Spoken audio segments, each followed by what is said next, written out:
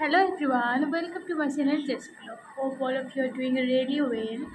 So in this video, I would really like to share with you uh, my current feelings and the things I'm going through. And through this video, uh, I really would like to tell you about the typical UPSC journey ऐसे beginner में क्या क्या feel करती हूँ and क्या ऐसा चीज़ है जिसमें आपका और मेरा सिमिलरिटीज़ है अगर आप भी यूपीएससी का प्रिपरेशन कर रहे हो तो सो या So I started my preparation back in February last February में मैंने अपना प्रिपरेशन स्टार्ट किया मतलब लास्ट वीक ऑफ फेब पे या लेकिन अच्छी तरह से गाइडेंस नहीं था। बहुत सारा वीडियोस मैंने देखा कि क्या क्या पेपर्स होता है नहीं होता है कि अपना किस तरह से करना चाहिए। सो या एथिक्स किया मैंने थोड़ा साइंस एंड टेक किया क्योंकि जो साइंस एंड टेक होता है वो ऐसे साइंस स्टूडेंट के लिए थोड़ा सिमिलर होता है तो या बट मतलब जो जीएस सब्जेक्ट्स है हाँ साइंस एंड टेक भी जीएस में ही आता है और एथिक्स भी आता है लेकिन जो टिपिकल सब्जेक्ट्स है जैसे कि पॉलिटिकल साइंस या देन गवर्नेंस आ गया सोसाइटी आ गया देन हिस्ट्री आ गया जियोग्राफी आ गया इकोनॉमिक्स आ गया। तो मैंने उसका प्रिपरेशन नहीं किया था क्योंकि समझ में नहीं आ रहा था कि क्या पढूँ और क्या नहीं पढूँ क्योंकि मैंने डिसाइड किया था कि सेल्फ स्टडी करूँगी क्योंकि कोचिंग मैं अफोर्ड नहीं कर सकती एंड और इतना टाइम भी नहीं है तो सेल्फ स्टडी से हो जाएगा आई बिलीव। लेकिन एक आपको गाइडेंस करने वाला आदमी चाहिए और इन दिस रीजन और मैं जहाँ पे रहती हूँ यहाँ पे ऐसा है ही नहीं कि मुझे ऐसा गाइडेंस मिल सके proper guidance. Then I came across one guy, you must have known him, Satyam Jain sir and doctor सेविन चौधरी सर। सो उनका मैंने वीडियोस देखे एंड वो क्या करते हैं मेंटरशिप प्रोवाइड करते हैं एंड फ्री मेंटरशिप भी होता है एंड पेड मेंटरशिप भी होता है। तो मैंने एक मेंटरशिप प्रोग्राम ज्वाइन किया इट इज़ कॉल्ड ट्रांसफॉर्म। तो मैंने उसमें ज्वाइन किया। थोड़े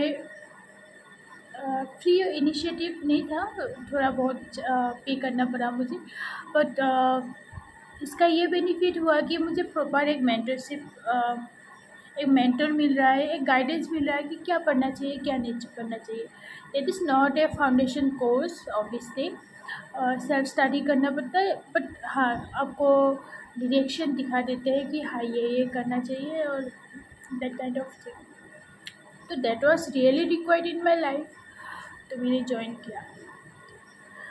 but the thing is that कि क्योंकि मैं एक वर्किंग प्रोफेशनल हूँ तो दैट्स वाई टाइम बहुत कम मिलता है एंड टाइम कम मिलता है क्योंकि मेरा जो है फुल टाइम जॉब है एज यू गाइस नो। और नहीं पता है तो मैं बोल देती हूँ कि in a college I am working as a guest lecturer. So time बहुत कम मिलता है लेकिन जो भी मिलता है मैं वहाँ पे भी अपना टाइम यूटिलाइज करने की ट्राई करती हूँ। लेकिन क्या हो जाता है कि मुझे आते आते मैं इतना थका हुआ होती हूँ कि मैं कर नहीं पाती पढ़ नहीं पाती आके सो जाती हूँ और एक बार सोने से मैं उठ ही नहीं पाती। तो जो भी मैं पढ़ाई कर पाती हूँ मॉर्निंग में कर पाती हूँ एंड कॉलेज पे एंड थोड़ा सा आके जो भी होता है तो लेट नाइट स्टडी नहीं कर पाती मैं। अ, मैं इसलिए आपको अपना प्रॉब्लम शेयर कर रही हूँ क्योंकि मुझे ये वाला सुधारना है कि आगे मुझे पढ़ना है, क्योंकि अगर मैं नहीं पढ़ूँगी तो कोर्स कभी भी ख़त्म नहीं होगा।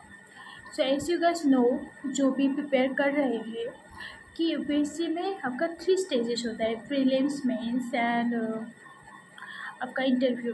तो prelims that is objective type, but mains में आपको लिखना पड़ता है। एंड प्रीलिम्स एंड मेंस में डिफरेंस ये है कि कुछ कुछ सब्जेक्ट्स टॉपिक्स ऐसे हैं जो कि आपका प्रीलिम्स में नहीं आता। लेकिन इसका मतलब ये नहीं है कि आप आफ्टर प्रीलिम्स ही उसको पढ़ने लग जाओ, क्योंकि हार्डली आपको 3 मंथ मिलता है। हार्डली क्योंकि बोला है क्योंकि 2.5 ऐसा मंथ के बाद आपका मेंस एग्ज़ाम आ जाता है। करीब आपका मई में एग्ज़ाम होगा, देन अगस्त नेक्स्ट ईयर की बात करती हूँ मैं। 25 मई को प्रीलिम्स होगा, देन आई थिंक 22 अगस्त से मेंस का एग्ज़ाम है। तो बहुत कम टाइम मिलता है।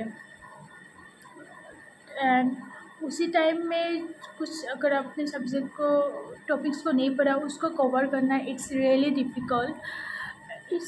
इसलिए क्या होता है, आपको मेंस का सब्जेक्ट जो होता है वो पहले ही कवर करना पड़ता है, सो दैट आपको वो डर ना रह जाए कि उसको कर पाऊँगी कि नहीं। एंड ऑब्वियसली यूपीएससी में ऑप्शनल्स भी होता है। ऑप्शनल्स क्या होता है, आपको प्रीलिम्स के पहले करना पड़ता है, सो दैट आपको बाद में ये डर ना रह जाए, ताकि आफ्टर दैट आप सिर्फ रिवीजन मोड पे जाओ and answers revise answer writing करो, ये सब करो। सो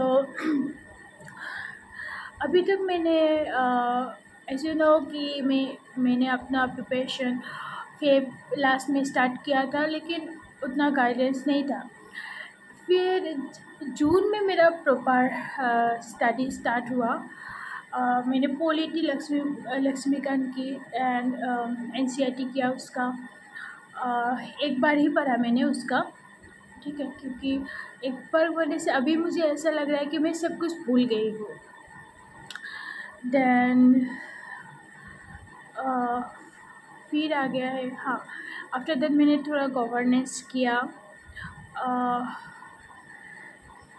थोड़ा इसलिए कह रही हूँ कि क्योंकि मैंने कंप्लीट नहीं कर पाई, क्योंकि मेरा बहुत सारा बैकलॉग्स जमा हो गया था। एंड मैं जो हमारा करंट जो एक बैच चल रहा है, उसी स्टूडेंट्स के साथ में चलने के लिए उसको बैकलॉग्स को क्लियर ना करके मैं उनके साथ चलने की ट्राई कर रही थी। तो क्या हुआ, बैकलॉग्स ही रह गया। तो उसको मुझे खुद से अभी कवर करना है, क्योंकि मेरे लिए